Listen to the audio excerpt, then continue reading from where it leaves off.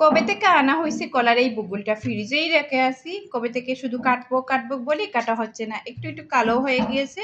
আজ ভেবে নিলাম কেটেই নিব, রান্না করেই নিব। কেটে নিচ্ছি, উপরটা একটু গাড়ি করে কেটে নিচ্ছি। এই যে দেখুন,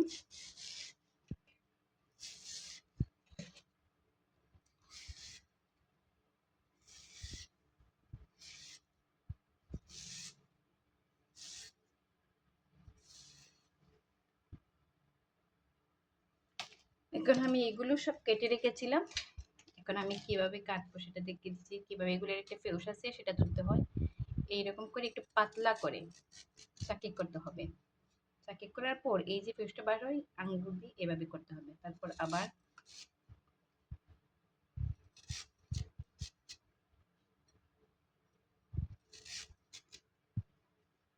এরকম করে, তারপর এগুলা হাতে পেঁচাতে পেঁচাতে কিন্তু যখন ভরাটা যাবে এগুলা ফেলবো, আবার করব এরকমটাই। আর এগুলা এরকম কুচি কুচি করে নিব।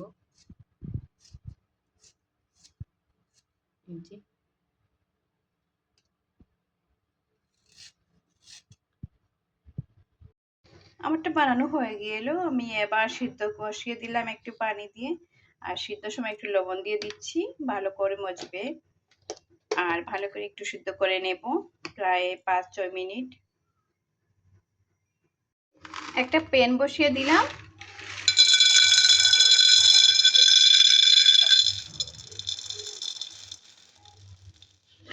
আর কিছু মটর ভেজে নেব।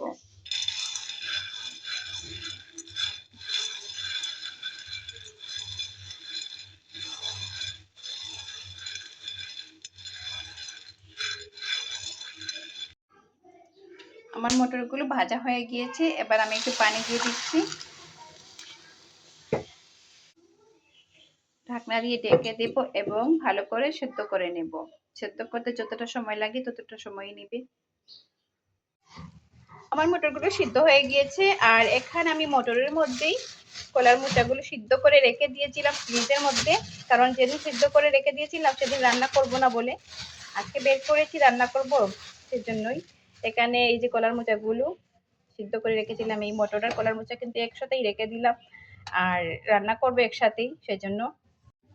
চুলায় একটা প্যান বসিয়ে আমি মাংসের যে ভাজার জন্য যে মশলাগুলো সেগুলো ভাজি করে নিচ্ছি। এগুলো মাংসের জন্য আগে আমি একটু ভেজে নিই। লো আগুনে এই মশলাটা আমি একটু ভাজা ভাজা করে নিব, আর ভাজা ভাজা করে নিয়ে হালকা বেটে রেখে দিব।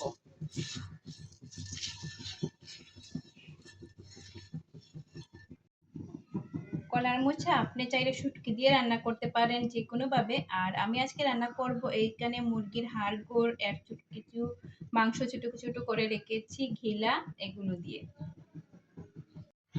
রান্না করতে গেলে মাংসের প্রথমেই তো তেল দিতে হয়, তেলটাই দিয়ে দিচ্ছি, আর এতে কিন্তু তেলটা একটু বেশিই লাগবে।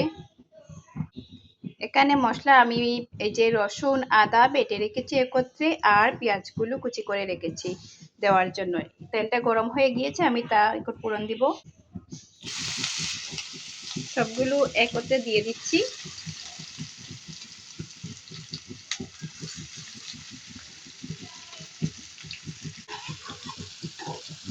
মশলাগুলো পেঁয়াজ ভালো করে কষিয়ে নিব একটু ঘন ঘন করে। আমার পেঁয়াজটা একটু ভাজা ভাজা হয়ে গিয়েছে, এত ভাজা ভাজা করতে হবে না। এবার আমি মাংসগুলো দিয়ে দিচ্ছি, এবার পেঁয়াজের সাথে মাংসগুলো কিন্তু ভাজা ভাজা হয়ে যাবে।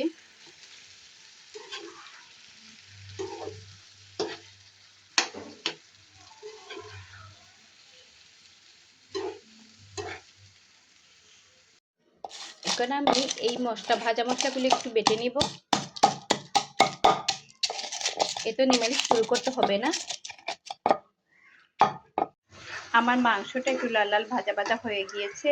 এখন আমি তার মধ্যে মাংসের যা যা মশলা লাগে, এই যে 5 ফোড়ন, মরিচের গুঁড়ো, হলুদের গুঁড়ো, এইগুলোই মাংসের মশলা সবগুলো দিয়ে দিচ্ছি, এবং লবণটাও দিয়ে দিলাম।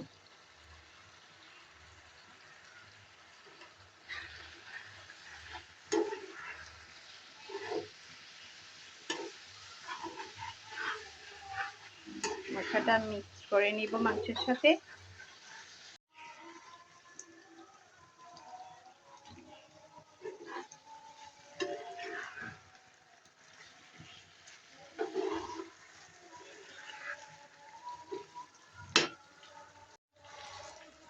এবারে আমি সবজিগুলো দিয়ে দিচ্ছি, মটর আর কলার মোচাগুলো ভালো করে মিক্স করে নিব এবং লো আগুনে জাল করব।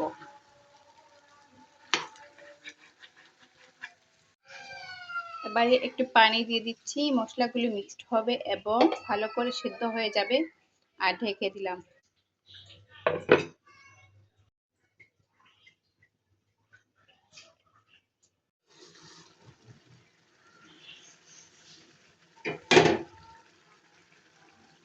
আমি ভেজে রাখা কিছু মশলা দিয়ে দিচ্ছি, আর নামানোর আগে কিন্তু আবার দিব, কিছুটা রেখে দিয়েছি।